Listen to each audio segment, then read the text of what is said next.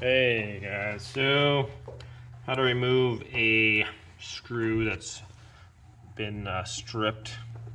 So if you do have a little bit of area to get at the top of the screw,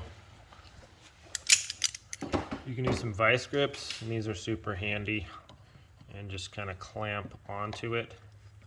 If you don't need to save the wood and the head of the screw is embedded all the way, you can take a chisel or something and kind of cut out the wood.